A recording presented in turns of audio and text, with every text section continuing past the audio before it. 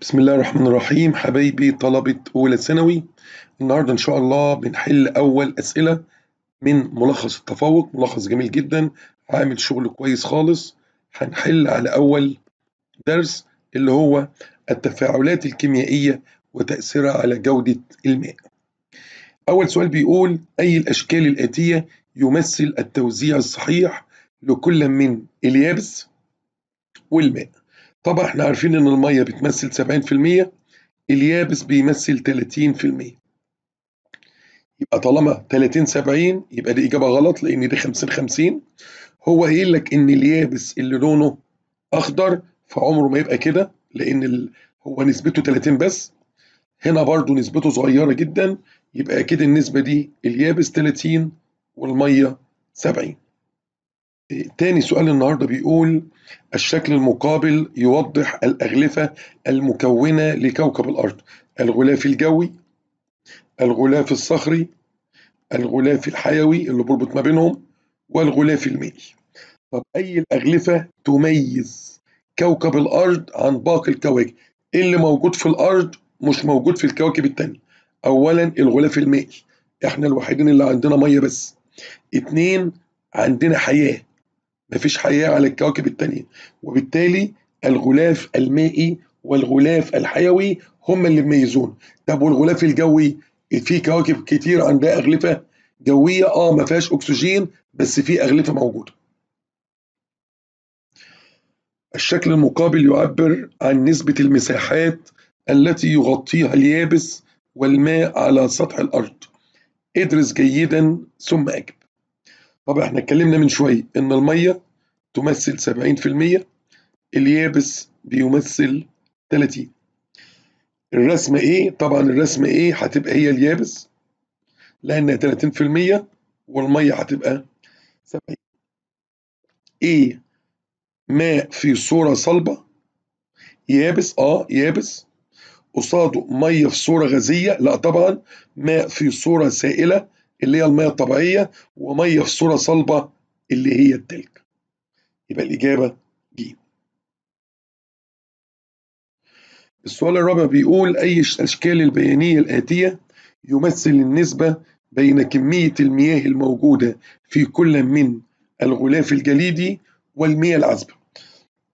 طبعا المياه العذبة كلها على بعضها 3%، المالحة 97، بس الجليد واخد لوحده 2%. فلما ندور في الإجابات هنتلاقي جايب 1% مية سايلة، وده الغلاف الجليد. هم على بعض 3%، أدا 1% للغلاف المائي السائل، ودول 2% للغلاف الجليدي. يبقى مظبوط، دول على بعض 3%. هنا عاملهم قد بعض غلط، هنا عامل الغلاف السائل أو المية السائلة أكتر غلط، عامل أكتر برضو غلط. التلج هو اللي 2% والسائل 1%. ما النسبة المئوية التي تمثلها المياه المالحة؟ طبعا المياه المالحة عارفين إن هي بتمثل 97% مباشرة. الشكل التخطيطي يمثل تركيب إحدى الخلايا. ادرس جيدا ثم أجب. ما الهدف الأساسي من مرور الماء في الاتجاه 2؟ طبعا الاتجاه 2 ده لداخل الخلية، يبقى ده الاتجاه اللي بيدخل الأكسجين وبيدخل سكر الجلوكوز جوه الخلية. المية بتمر من خلال الغشاء البلازمي حاملة مع الأكسجين وسكر الجلوكوز عشان يتحرق جوه الخلية. يبقى نقل المغذيات اللي هي الجلوكوز والأكسجين. ما العلاقة بين معدل مرور الماء في الاتجاه 2 الدخول ومعدل إنتاج جزيئات الطاقة داخل الخلية؟ طبعا كل ما يمر جوه الخلية كمية أكبر من المغذيات والأكسجين، عملية الاحتراق هتبقى أكتر فيديني كمية من الطاقة أكبر، يبقى هناخدها علاقة طردية. ما الهدف الأساسي من عملية خروج الماء في الاتجاه س؟ طبعا الاتجاه س ده خارج من جوه الجسم، وطالما خارج من جوه الجسم يبقى كده احنا بنخرج الفضلات إنتاج الطاقة ولا التخلص من الفضلات؟ مظبوط، التخلص من الفضلات، إجابة مظبوطة. دورة الماء في الطبيعة أو الدورة الهيدرولوجية. تشكل الدورة الهيدرولوجية للماء نظاما، طبعا لازم هذا النظام يكون نظام مغلق عشان يعوض نفسه تاني ويعمل اتزان في الطبيعة. ما العملية الأساسية التي تبدأ بها دورة الماء في الطبيعة؟ طبعا دورة الماء في الطبيعة لازم تبدأ الأول بعملية التبخير، ثم تعكسها بعد كده بعملية التكثيف. لازم البخر الأول، سواء من النتح سواء من التنفس أو من المسطحات المائية. السؤال رقم 10 بيقول: الشكل المقابل يمثل دورة الماء في الطبيعة، ادرس جيدا ثم استنتج. بيقول: أي من المراحل الموضحة على الرسم يحدث خلالها تحول للماء من الحالة السائلة إلى الحالة الغازية. طبعا المية بتطلع في صورة غازات في 3 أشكال: إما نتح من النبات، تنفس من الكائنات الحية، أو بخر من المسطحات المائية. طبعا هتبقى الإجابة رقم ألف، لأن هنا عملية التبخير طالعة اهي، ودي بداية عمليات أو دورة الماء في الطبيعة، سواء من المسطحات المائية أو من عمليات النتح في النباتات. الأشكال التالية توضح مراحل حدوث دورة الماء في الطبيعة، تعرف على كل منها ثم أجب. طبعا هنا مرحلة تكون السحب، التكاثف بتاعها، ده عملية سريان وجريان الماء، وده عملية البخر من المسطحات، ودي عملية سقوط الأمطار. لو بصينا على الإجابة د، هنبدأ الأول بعين اللي هو البخر، ثم س تكوين السحب، ثم لام سقوط الأمطار، ثم صاد اللي هو نزول المية أمطار، ثم سريان وتسريب من خلال الصخور وتكوين المياه الجوفية. أي العمليات التالية تمثل الجزء الكيميائي في دورة المياه في الطبيعة؟ من غير ما تفكر، تكوين الأمطار الحامضية، لأن التبخر ده فيزياء، والتكثيف فيزياء، والنتح بيولوجي. أما تكوين الأمطار الحامضية فهي عملية كيميائية. أي أنواع المياه التالية تعمل على تحلل الصخور؟ طبعا الصخور مواد قاعدية ما يحللهاش إلا مواد حامضية، يبقى أكيد الأمطار الحامضية هي اللي بتأثر عليه. الشكل المقابل يوضح مسار حركة المياه خلال دورة المية، ادرس ثم أجب. ما نوع الصخور المكونة للمنطقة س؟ طبعا نتيجة سريان المياه ما بين الصخور، طبعا دي صخور رسوبية، لأن الصخور دي بتبقى طبقات فوق بعضها، الطبقات دي بتسمح بمرور الماء من خلال المسام والفتحات اللي موجودة من خلالها، وبالتالي هي صخور رسوبية. التركيب الكيميائي للماء. الشكل المقابل يوضح، طبعا زي ما انتم شايفين المية قدامنا مكونة روابط هيدروجينية ما بين جزيئاتها اللي هي الروابط المنقطة دي. طيب السؤال بقى بيقول ايه؟ قيمة الزاوية في جزيء المية، احنا اتفقنا الزاوية في المية 104.5.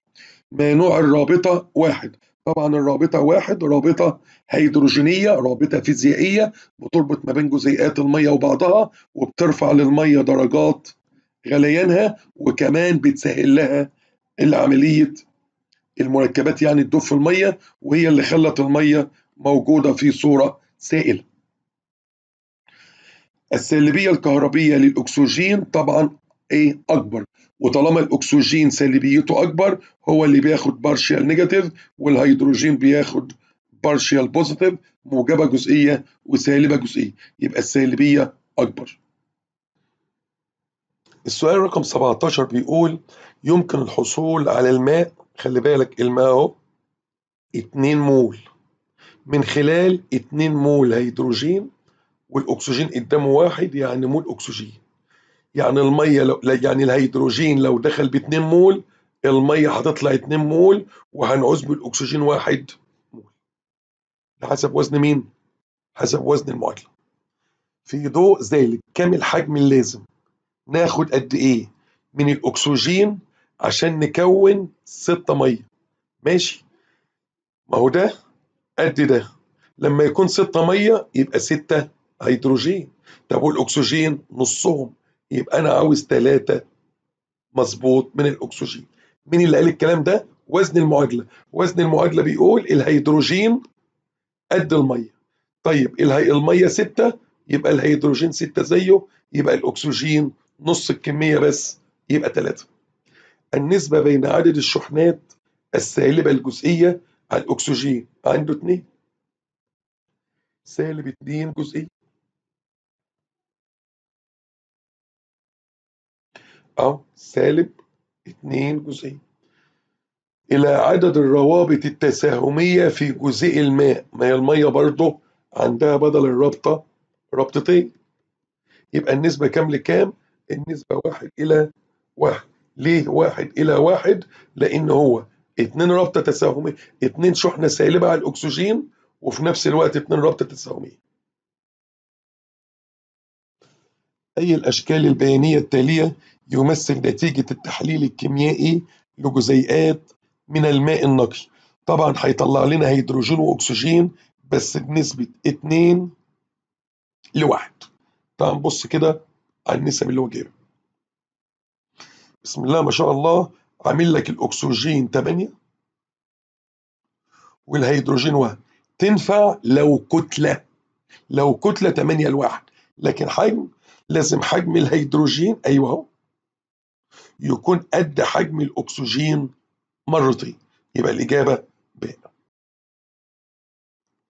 السؤال رقم 20، أي الأشكال البيانية الآتية؟ برضو لو حللنا المية بس المرة دي جايبها كتلة.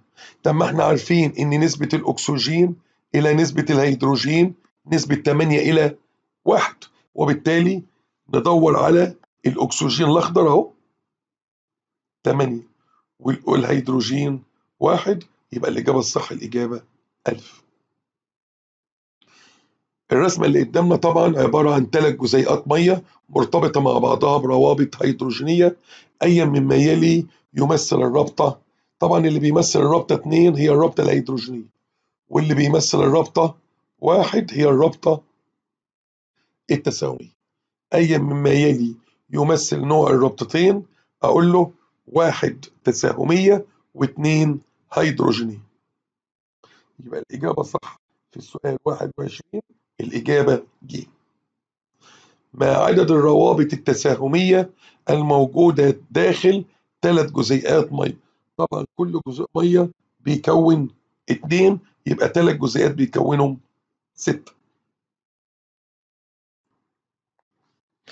أي مما يلي يفسر تصنيف الماء كمركب قطبي؟ طبعا وجود مركب قطبي، لأن معروف إن المية بتحمل شحنة موجبة جزئية وشحنة سالبة جزئية نتيجة فرق السالبية ما بين الأو وما بين الاتش. فالأو بتاخد السالب أعلى في السالبية، والاتش بتاخد موجب، وطالما ظهر موجب وسالب جزئية فبياخد لقب قطبي. يبقى الإجابة بتاعتنا لأن الأكسجين يحمل شحنة سالبة جزئية والهيدروجين موجبة جزئية. الشكل المقابل مركب H2S ومركب H2O، بقول تعرف عليهما ثم استنتج. ماشي، أي المركبين يتميز بدرجة غليان أعلى؟ طبعا درجات الغليان ما يقدرش يكونها إلا اللي عنده فلور أو اللي عنده أكسجين أو اللي عنده نيتروجين ويبقى شابك في H. لو الرابطة اللي قدامك دي اتوفرت في أي مركب في الدنيا هيقدر يكون رابطة هيدروجينية، وبالتالي أهو المية تقدر تكون رابطة هيدروجينية، لكن ده ما يقدرش. يبقى المركب اللي كون الرابطة الهيدروجينية هو المركب س اللي هو المية وروابط هيدروجينية. أي مما يلي يفسر قدرة الماء على إذابة الأملاح وتفكيكها إلى أيونات متهدرة؟ طبعا قطبية المية، لأن المية لما بقت قطبية بقى عندها موجب وعندها سالب، قدر إن هو يدوب الملح جوه المية.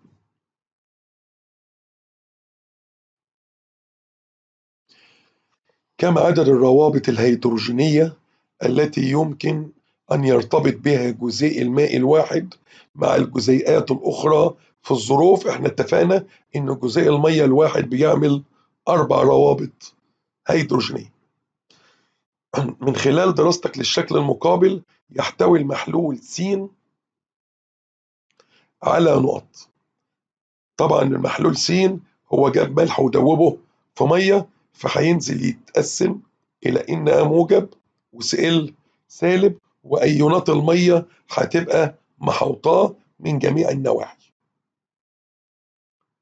هيبقى فيه ايونات صوديوم وايونات الكلوريد.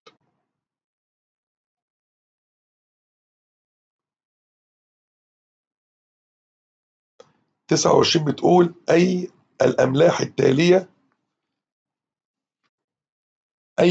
التالية ينتج عن ذوبانها في الماء تكوين محلول قيمة البي اتش له بتساوي 7. طبعا البي اتش بتساوي 7، يبقى المحلول متعادل، والمتعادل لازم يكون حمض قوي وقلوي قوي.